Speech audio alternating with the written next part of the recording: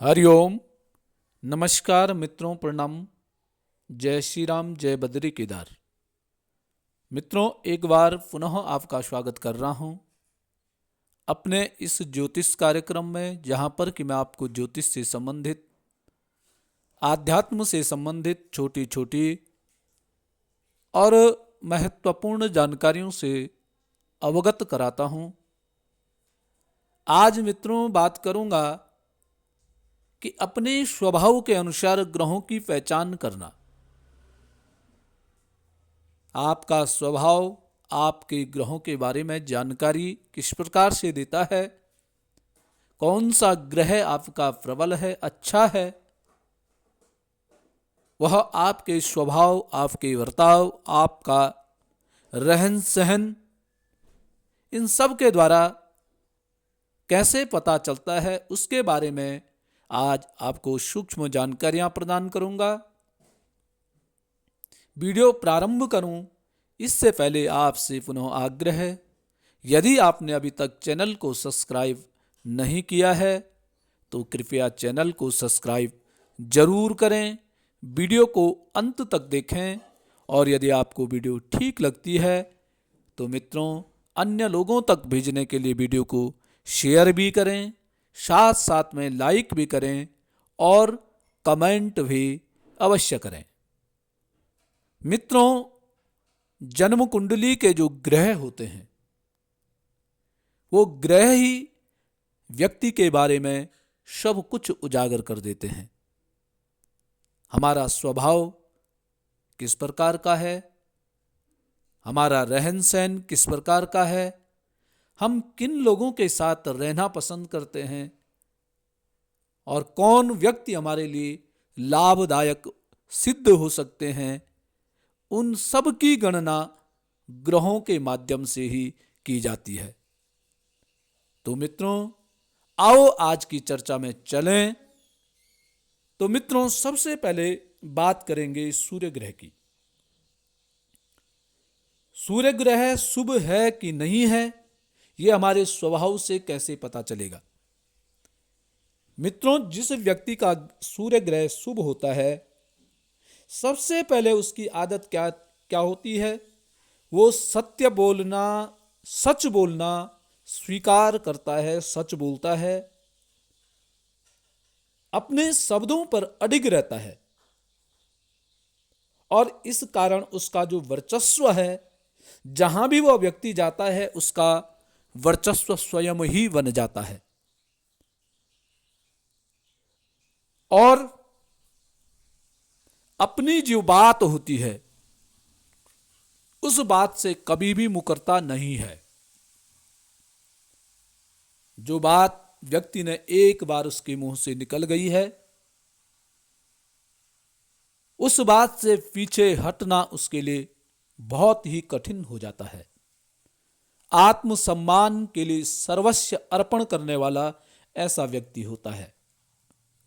और ठीक मित्रों, यदि आपका सूर्य ग्रह खराब है तो व्यक्ति झूठ बोलता है, छोटी छोटी बातों को छुपाता है।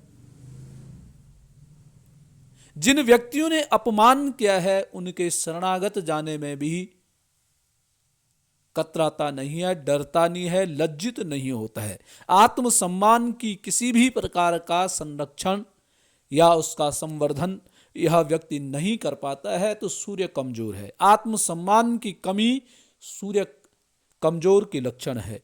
छोटी छोटी बातों को छुपाना सूर्य की कमजोरी है। आज क्या बोला, कल क्या बोलता है, उसका भी कुछ पता नहीं है, ये सूर्य की कमजोरी के लक्षण होते हैं। चंद्रमा। मित्रों, यदि चंद्रमा शुभ है तो ऐसे व्यक्ति का जो मन है वह स्थिर रहता है। दूसरों के प्रति प्रेम, दया और करुणा की भावना ऐसे व्यक्ति के अंदर होती है यदि चंद्रमा आपका शुभ है। और चंद्रमा यदि अशुभ है तो ऐसा व्यक्ति का मन जो है विचलित होता है, मन एकाग्र नहीं होता है। और खराब चंद्रमा की सबसे बड़ी निशानी है ऐसा व्यक्ति ईर्ष्यालु होता है। दूसरे की तरक्की से दूसरे के व्यवहार अच्छा यदि है तो उससे ईर्ष्या करने ऐसा व्यक्ति लग जाता है। द्वेष की भावना ऐसे व्यक्ति में होती है, दया ऐसे व्यक्ति के अंदर नहीं होती है, दया का भाव नहीं होता है। और खासकर ऐसा व्यक्ति का केवल अपने से मतलब होता है, दूसरे के बारे में सोचना, दूसरे के बारे में चिंतन करना ऐसे व्यक्ति की आदत नहीं होती है। तो इसका मतलब व्यक्ति का चंद्रमा खराब स्थिति में है, शुभ नहीं है।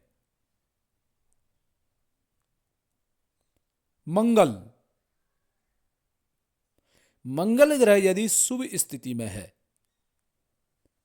तो ऐसा व्यक्ति क्रोधी तो होता है, परंतु अपने क्रोध को अपने नियंत्रण में रखने वाला होता है। क्रोध वहां पे आता है जहां पर आपको आवश्यकता है। मंगल यदि आपका ठीक है तो ऐसा व्यक्ति धर्म के अनुसार कार्य करने वाला होता है। जहां पर बोलने की आवश्यकता होती है वहां पे बोलता है, चुप नहीं रह पाता है। और ऐसे व्यक्ति का जो वर्चस्व है वह हर जगह कायम होता है। ऐसा व्यक्ति किसी को कुछ भी न बोले, परंतु इसका भय लगा रहता है, इसकी एक प्रकार की डर होती है। और मित्रों, यदि मंगल ग्रह कमजोर स्थिति में है, ठीक स्थिति में नहीं है, तो छोटी छोटी बातों पर क्रोध आना, गुस्से में तोड़ फोड़ करना, जब क्रोध आना तो क्रोध बेकाबू होना, अपने नियंत्रण से बाहर क्रोध हो जाना, झूठ फरेब इत्यादि आदतें होनी और अपने बात को सिद्ध करने के लिए आवेश में आना, ये कमजोर मंगल के लक्षण होते हैं। बुध यदि जन्म कुंडली में शुभ स्थिति में है तो व्यक्ति का जो व्यवहार होता है बड़ा मधुर होता है। व्यक्ति की जो वाणी होती है वो संयमित वाणी होती है और प्रभावशाली वाणी व्यक्ति की होती है। ऐसा व्यक्ति वक्ता होता है, प्रवक्ता होता है, जो शब्द कहता है सभी लोग बड़ी गौर से सुनते हैं। परंतु मित्रों, यदि बुध खराब स्थिति में जन्म कुंडली में है तो ऐसे व्यक्ति का जो व्यवहार होता है वह बहुत अच्छा व्यवहार नहीं होता है। जिसके साथ भी व्यवहार करेगा तो अपने मतलब के लिए व्यवहार करेगा। ऐसा व्यक्ति मतलबी होता है। ऐसे व्यक्ति की बातों को कोई गंभीरता से नहीं लेता है। ऐसे व्यक्ति की बातें कोई सुनता नहीं है। ऐसे व्यक्ति की वाणी में वर्चस्व नहीं होता है, वजन नहीं होता है। मित्रों, बृहस्पति ग्रह की बात करें, यदि बृहस्पति ग्रह शुभ स्थिति में है तो व्यक्ति ज्ञानवान होता है। ऐसे व्यक्ति को ज्ञान होता है परंतु अहंकार नहीं होता है। ऐसा व्यक्ति हर जगह सामंजस्य बैठा करके काम करने वाला होता है।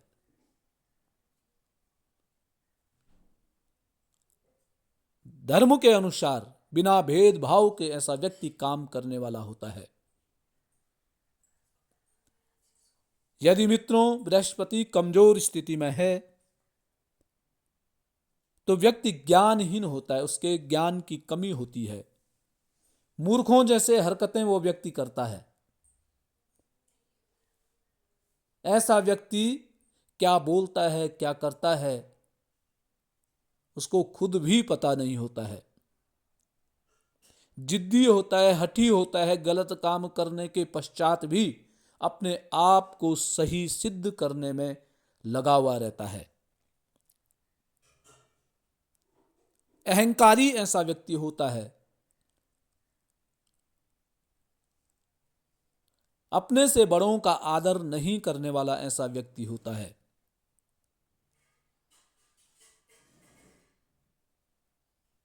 शुक्र यदि शुभ स्थिति में है तो व्यक्ति प्रेम और संबंधों में निष्ठावान होता है। अपने जीवन साथी का चयन प्रेम व सम्मान के साथ करते हैं। साफ रहना पसंद करता है, स्वच्छ वस्त्र पहनता है, सफाई पर ध्यान देने वाला ऐसा व्यक्ति होता है। और मित्रों, यदि शुक्र कमजोर है तो सबसे पहले अपने प्रेम संबंधों में निष्ठा खत्म होती है। अपने जीवन साथी के प्रति समर्पित भाव नहीं होता है। ऐसा व्यक्ति चंचल स्वभाव का होता है, गंदा रहता है। सफाई ऐसे व्यक्ति से कहीं कोसों दूर रहती है। शनि ग्रह की बात करते हैं। यदि शनि ग्रह शुभ है तो ऐसा व्यक्ति नियम का बड़ा पक्का होता है। अपने जो कार्य होते हैं वो समय पर करना, समय से करना। ऐसा व्यक्ति ईमानदार होता है, किसी का न लेना, किसी के पैसे न मारना, समय का सदुपयोग करना है, आलस्य रहित ऐसा व्यक्ति अक्सर देखा गया है। और मित्रों, ठीक यदि शनि ग्रह जन्म कुंडली में खराब स्थिति में है, शुभ नहीं है, तो व्यक्ति सबसे पहले आलसी ऐसा व्यक्ति होता है। आलस्य इस व्यक्ति के अंदर इतना होता है कि अपने स्वयं के कार्यों को भी करने के लिए तैयार नहीं होता है। अनुशासनहीनता होती है। अनुशासन एक दिन करेगा, दूसरे दिन खत्म। ऐसा व्यक्ति ईमानदार भी नहीं होता है। फिर जिंदगी भर पश्चाताप की अग्नि में जलता रहता है। मित्रों, राहु ग्रह की बात करेंगे। यदि राहु ग्रह शुभ स्थिति में है तो सबसे पहला लक्षण है कि ससुराल पक्ष से जो संबंध होते हैं वो अच्छे होते हैं। सम्मानजनक स्थिति होती है ससुराल पक्ष से। और यदि राहु की स्थिति खराब है तो ससुराल पक्ष से संबंध अच्छे न होना, मन बुद्धि भ्रमित रहना, हमेशा भ्रम में रहता है, विचलित होता है, किसी पे अतिशीघ्र विश्वास ऐसा व्यक्ति नहीं करता है।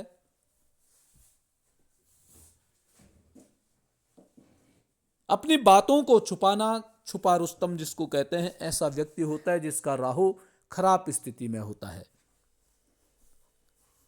और राहु यदि अच्छी स्थिति में है, ऐसा व्यक्ति कोई भी निर्णय करने से पहले सोचता है, परंतु उस निर्णय को सफल करने के लिए अपना सर्वस्व अर्पण कर देता है। मित्रों, केतु ग्रह यदि शुभ है तो ननिहाल पक्ष से अच्छे संबंध होते हैं। मामा इत्यादि का सुख प्राप्त होता है।